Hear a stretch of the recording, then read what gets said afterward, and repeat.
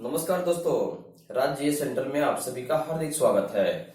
आज का टॉपिक है डाक विभाग से जो भारत सरकार की जो वैकेंसी निकली हुई है उसके बारे में डिटेल, प्लस उसके बारे में कट ऑफ कितना आएगा, कितना परसेंट वाले छात्र इस फॉर्म को भर सकते हैं, इन सभी के बारे में मैं बताने जा रहा हूँ। इस वीडियो को अंत तक देखें, लाइक करें, शेयर करें और मेरे चैनल को सब्सक्राइब कर लें ताकि सभी नोटिफिकेशन आपको मिलता रहे। तो चलिए हम देखते हैं। सबसे पहले यह भारत सरकार द्वारा निकली हुई वैकेंसी है जिसमें टोटल पोस्ट की जो संख्या है वह 38,926 है। कितनी है?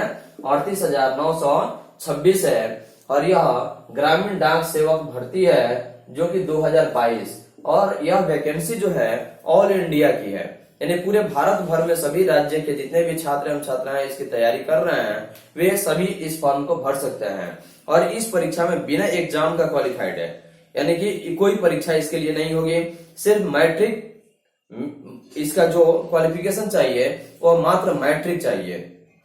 अगर आप किसी भी बोर्ड से, चाहे वो सेंट्रल गवर्नमेंट हो यानी सीबीएसई बोर्ड हो या स्टेट गवर्नमेंट की बोर्ड हो, किसी भी बोर्ड से अगर आप मैट्रिक की परीक्षा पास कर चुके हैं तो आप इस आवेदन को कर सकते हैं। और यह छात्रों के लिए काफी सुनहरा अवसर है जिसमें बिना कोई परीक्षा की यह डायरेक्ट मतलब मेरिट लिस्ट से बन करके और इसकी मतलब ज्वाइनिंग लेटर मिल जाएगी। इसलिए इसके बारे में डिटेल में जान लें कि कितने कट ऑफ आएगा और कितने कट ऑफ वाले इस फॉर्म को भर सकते हैं और किस प्रकार से परसेंटेज इसका बनेगा।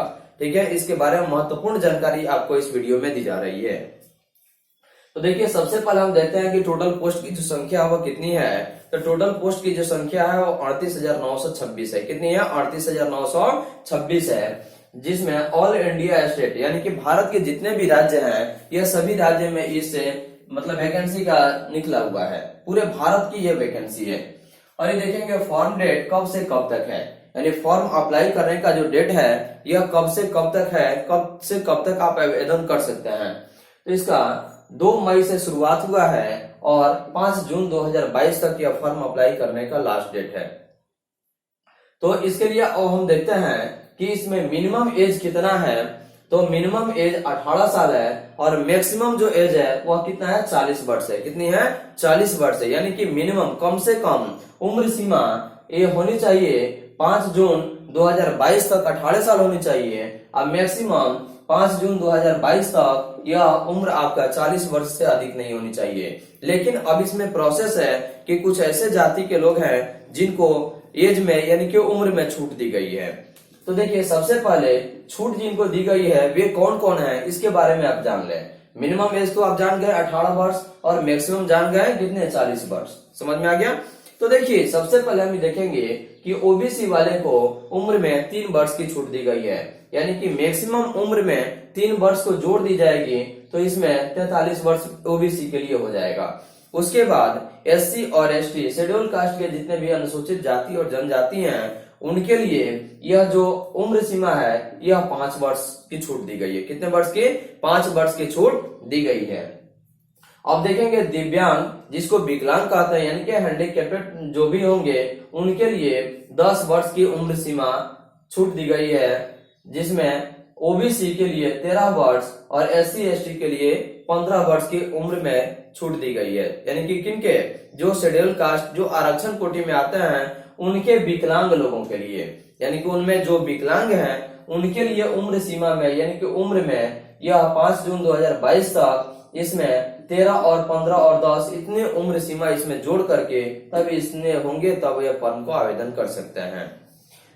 अब हम देखेंगे इसके लिए क्वालिफिकेशन। एज तो जान गए कि मिनिमम यानी कि 5 जून 2022 तक उम्र सीमा कितनी होनी चाहिए? आपकी 18 वर्ष से कम नहीं होनी चाहिए और मैक्सिमम उम्र आपके 40 वर्ष होनी चाहिए। और 40 वर्ष से लेकर के और जितने भी आरक्षण कोटि में हैं उन सभी लोगों के लिए जितने जितने आपको हम बताए हुए हैं इतने उम्र की अगर छूट है तो वे फॉर्म को भर सकते हैं, अप्लाई कर सकते हैं।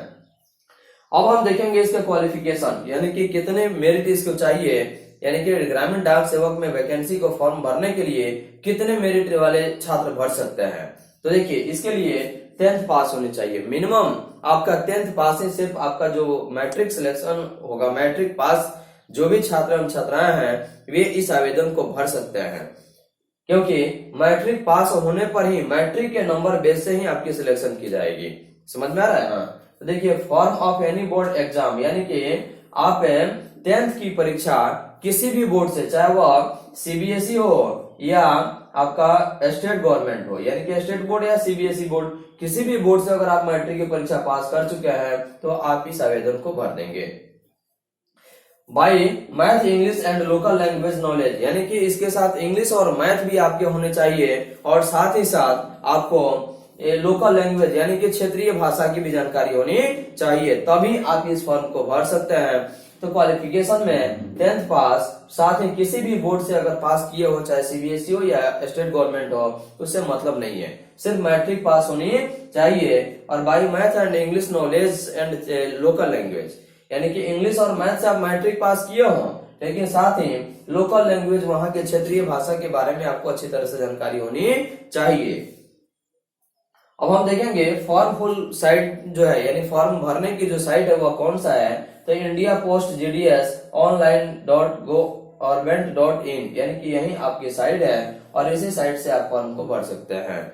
अब हम देखते हैं कि सिलेक्शन प्रोसेस, यानी कि इसका सिलेक्शन कैसे होगा, किस प्रकार से इसकी ज्वाइनिंग होगी, इसके बारे में हम आपको बता रहे हैं। तो देखिए नो एनी एग्जाम, यानी कि इसकी कोई परीक्षा नहीं होगी, और merit list based on 10 certificate percentage marks A to Z process completed from before 15 नवंबर 2022, यानी कि 2022 15 नवंबर 2022 के पहले यह सारी प्रोसेस आपकी कंप्लीट हो जानी चाहिए। मेरिट आपका लिस्ट जो बनेगा वह 10th पास यानी कि मैट्रिक के परसेंटेज और मार्कशीट के आधार पर आपका मेरिट बनेगा, और A to Z यानी कि जितनी भी आपकी प्रोसेस है यह टोटल नॉलेज आपके पास होनी चाहिए, तब जाकर के आपका सिलेक्शन 15 नवंबर 2022 तक हो जाने की संभावना है, उसके पहले तक भी हो जाने की स्थिति है। अब हम देखेंगे कि इसकी सैलरी किस प्रकार से है और किन का कौन काम है। जैसे कि इसमें पोस्ट जो निकला हुआ है दो है, पहला पीएम है और दूसरा एबीपीएम है, यानी कि यह ब्रांच पोस्ट में मास्टर है जिसकी सैलरी 12,000 पर महीना से लेकर के और 17,000 पर महीना है। कितना? 12,000 से लेकर के 17,000 रुपया की पर महीना की इनकी सैलरी है। और एबीपीएम जो है इनका यानी कि डाक सेवक जो है इनकी सैलरी 10,000 से लेकर के और 15,000 तक है। कितनी है? 10,000 से लेकर के 15,000 तक, जबकि बीपीएम की सैलरी 12,000 से लेकर के और 17,000 पर महीना है।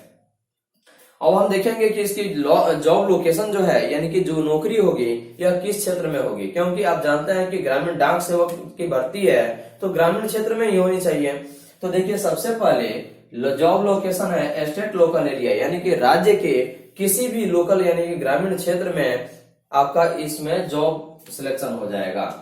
अब हम देखते हैं कि इसमें काम क्या है। तो बीपीएम खाता धारकों का जो काम है वो पैसे को ऑनलाइन या ऑफलाइन भुगतान करना है, यानी कि पैसा का बीपीएम का जो काम है वह रुपया पैसा का ऑफलाइन या ऑनलाइन लेन देन करने का काम किनका है? यह है आपका बीपीएम का। किनका है? बीपीएम का है।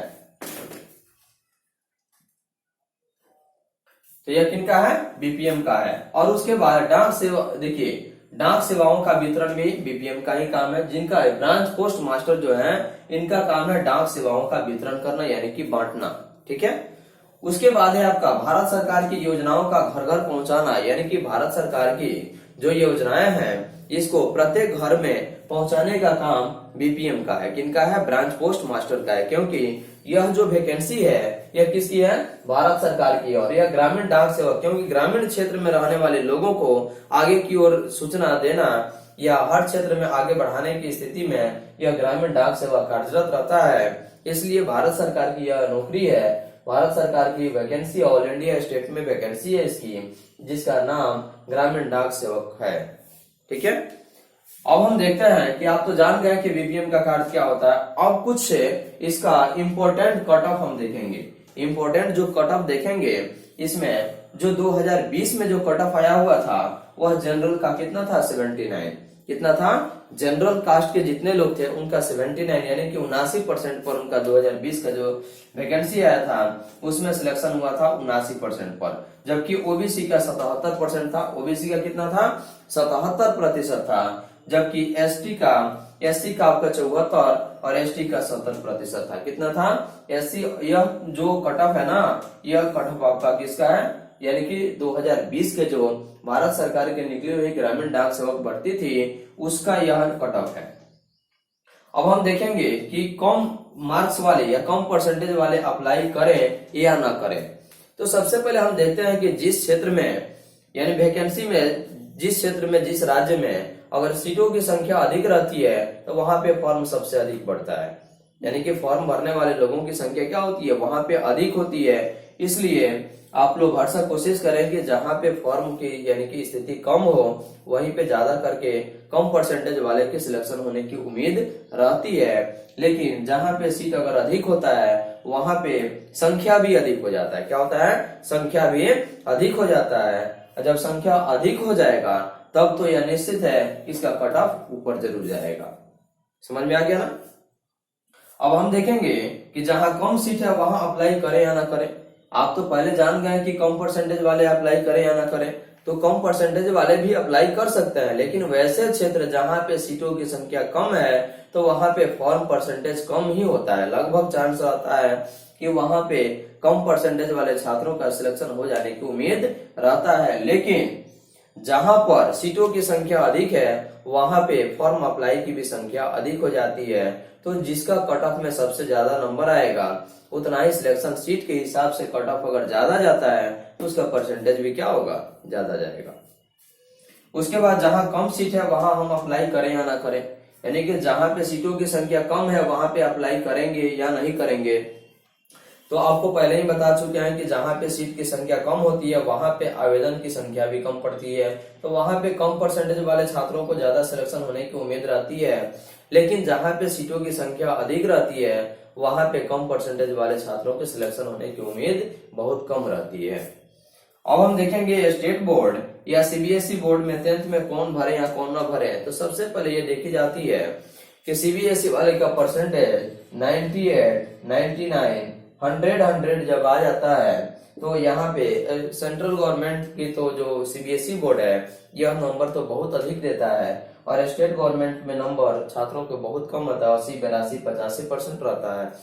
जिसकी वजह से इसमें ज्यादा करके सीबीएसई वाले ही छात्रों की स्थिति ठीक रहती है कि उनकी सिलेक्शन होने की उम्मीद सबसे ज्यादा रहता है, क्योंकि उनका परसेंटेज, क्योंकि मैट्रिक बेसिस या मेरिट लिस्ट जो बनेगा यह मैट्रिक बेस पर बनेगा और मैट्रिक सिलेक्शन के हिसाब से बनेगा। तो इस तरह से, क्योंकि अगर इसमें कोई परीक्षा अगर होता तो शायद इसमें परसेंटेज की आवश्यकता नहीं पड़ती, मेरिट पर होता। लेकिन इस वैकेंसी में कोई परीक्षा नहीं है, तो कोई परीक्षा नहीं है जिसकी वजह से ज्यादा करके सीबीएसई वाले ही छात्रों की या स्टेट गवर्नमेंट में जिनकी परसेंटेज 80+ में अगर हो तो वे आराम से इस फॉर्म को भर सकते हैं। या जो आरक्षण कोटि में है वे 70+ में अगर हो तो वे भी आप इस आवेदन को भर सकते हैं, क्योंकि 2020 का जो कट ऑफ आया हुआ था वह जनरल का 79 था और ओबीसी का 77 था और एससी का 74 और एसटी का 70 था। तो इस तरह से हम देखते हैं कि इस 2020 के कट ऑफ के अनुसार जिनका 70% से अगर अधिक हो वे इस फॉर्म को भर सकते हैं, चाहे वह किसी भी क्षेत्र से हो, चाहे वह सीबीएसई बोर्ड हो या स्टेट बोर्ड हो, इससे कोई मतलब नहीं है। लेकिन जिनका परसेंटेज अगर 70 से अगर प्लस में जा रहा है, 70 से ज्यादा है या 70 है, तो वे इस फॉर्म को आवेदन कर सकते हैं, क्योंकि सीटों की संख्या अब की बारी क्या है? बहुत अधिक है। इसलिए आप इसे अंत तक जरूर देखेंगे और अपने दोस्तों के पास अधिक से अधिक शेयर भी जरूर करें।